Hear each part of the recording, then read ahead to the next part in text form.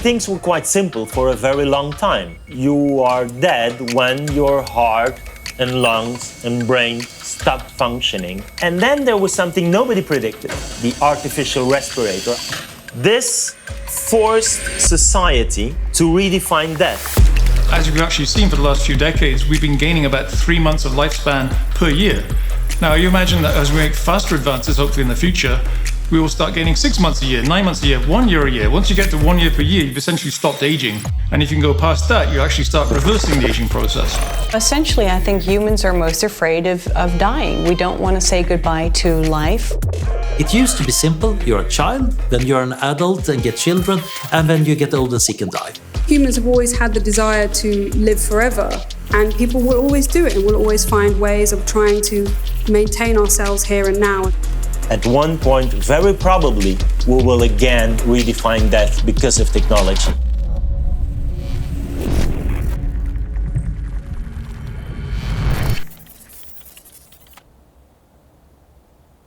When the body dies, it's done. I don't have, grave plot somewhere. I'm not doing any of the things that a person in their 80s should be doing. I'm preparing to live. I'm not preparing to die.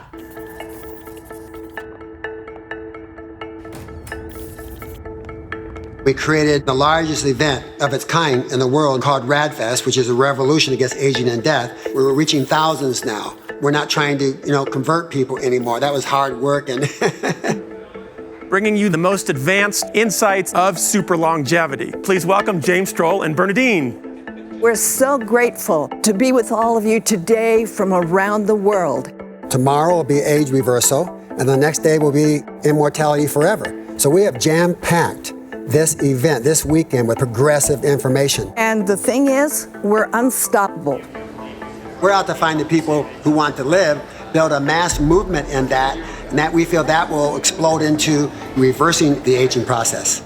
Silicon Valley endorsed radical life extension as the next upcoming wave, reversing somebody's age by 25 years. You think that might draw some attention? Living longer is the thing that everyone wants. As investors, I do embrace that.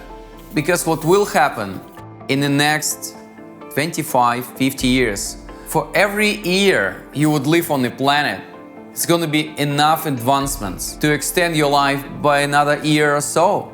We'll reach longevity escape velocity.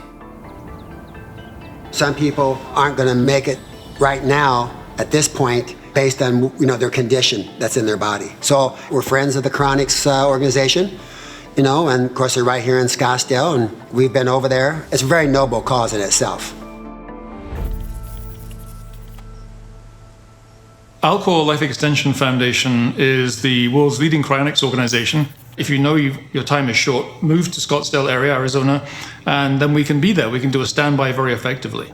If you know your terminal, well, there's increasing options now. You can actually choose when you die in many states now, which is kind of very useful to us because you can say, okay, 3 weeks on Wednesday, I want you there, I'll be ready. That allows us to actually do a standby. We have what we call a standby team. Literally, they will stand by in the room next to you and wait with all the equipment ready to go. But then within seconds of that, we can begin the procedure.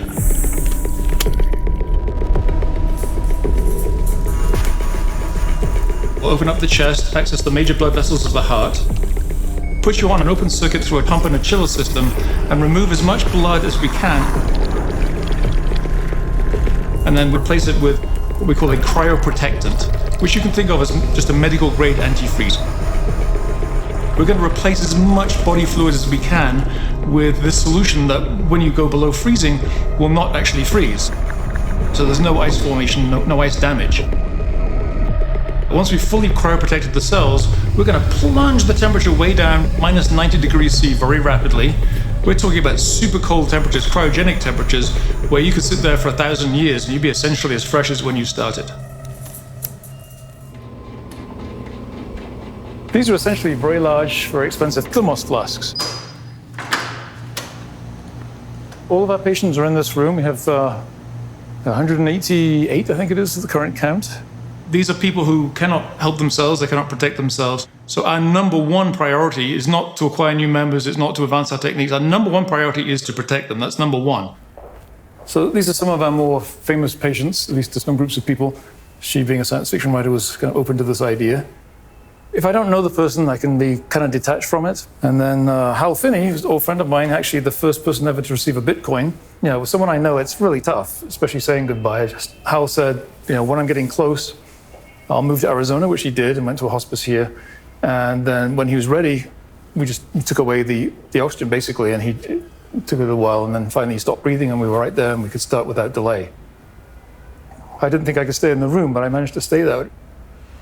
Because, you know, hopefully they'll come back one day, but that's going to be a long time. It's a long time in the future. You have to say goodbye for a long time. It's like you won't see your friend for a lifetime, maybe. So I hope we see him again one day.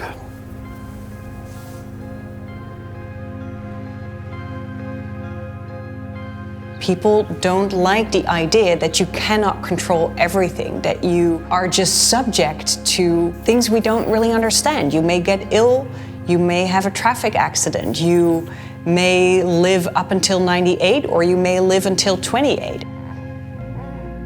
This journey between birth and death is really what makes us so desperate to inscribe ourselves into some immortality, which is essentially what religion is for, the idea that you can project an eternal life outside of your earthly existence. Death is real. Yeah. It's been the reality, and it will continue to be the reality until we change this whole environment. We have no guarantee that we're going to be here forever or extend our life for a couple more. There's no guarantee in it, but there's a lot better to go for it than to go quietly into the night. I think cryopreservation is a big gamble, but it's a rational gamble to take. I am myself signed up, not because I think it's a tremendously high probability that it succeeds, but enough, let's say 5%. And that's enough to make it worth trying. Reviving somebody who's being cryopreserved is going to be a real challenge. That's going to require repairing both the damage you got from the cryopreservation itself, and of course whatever was killing you. So it's going to require repairing probably on the cellular level. That sounds like a tall order. So you might consider the alternative. Even if your body and mind can live forever, you still running the risk to be hit by a car, fall down from skyscraper, and therefore brain uploading and our identity recreation and digital world is such an efficient thing. It's cheap, it doesn't require a lot of materials, so from economic perspective, from investment perspective, is the way forward. You'd have a brain, maybe after the person is dead, it would be frozen or vitrified and then sliced up into thin slices that could then be scanned. And then from these pictures of these slices, you could then reconstruct the whole neuronal network and then run an emulation of that on a powerful supercomputer. There is every reason to believe that this computational implementation would be able to do the same things, would say the same things, would have the same kind of memories. And so there would then be a sense in which the person would continue to exist on this new substrate.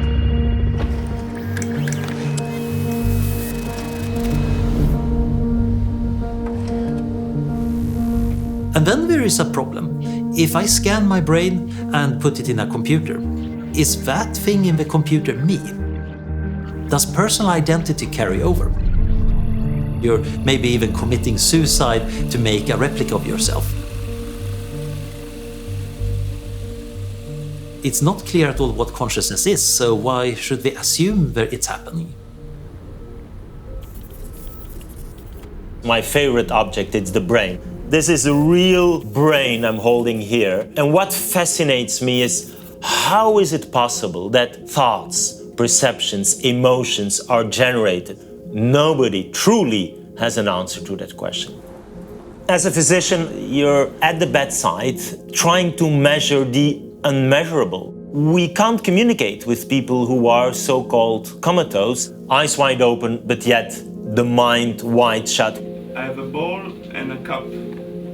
Look at the ball. Do they feel pain? Do they have thoughts, emotions? Being confronted with families who from one moment to the other lose what is the most important to them, their loved one. It is very clear how important consciousness is. I use MRI and functional MRI and positron emission tomography, high-density EEG, all the machines that we have. I feel like a caveman trying to understand the complexity of the human mind. Some would say this is too complex, and maybe I'm extremely naive, but let's at least try. I'd rather be the guy with a white lab coat and a clipboard standing next to the first attempt at uploading somebody than being the guinea pig.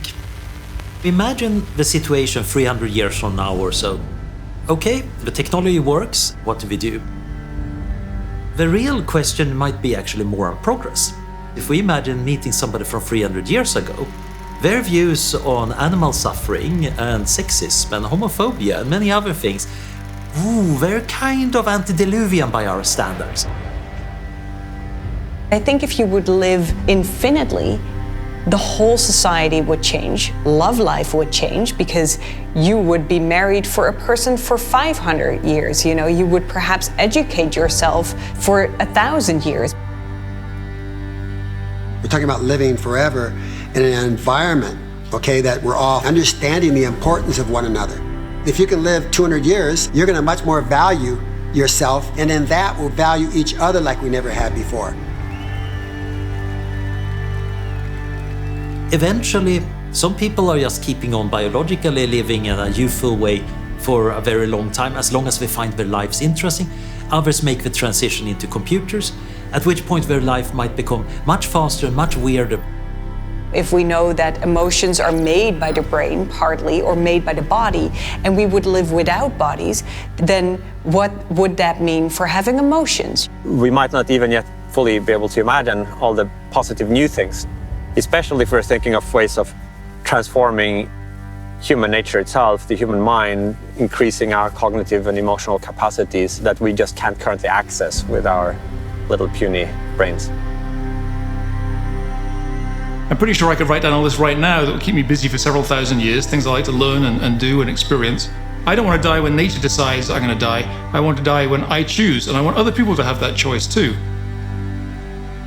For me, the virtual reality paradise, that is an infinite library. I want to be able to get all the information, create more information, and add to the common knowledge, to the creative world that we inhabit. You have unique opportunity to be exactly in the point of human evolution when we making a step change to the next level. It is impossible to predict where we'll be standing in 10 years, 100 years. And we have difficulty to accept we're just a vulnerable animal. There is a tremendous lot we fail to understand. Of course, sometimes I get really sad about the idea of when I'm 90-something or 80-something, my life will end, or I will never see my daughter grow up. But at the same time, that makes it so much more attractive to really enjoy the now. And I would really miss that kind of intense way of living if I would give that up and get immortality in return. I have a future. I have a future. I'm not old, I'm alive.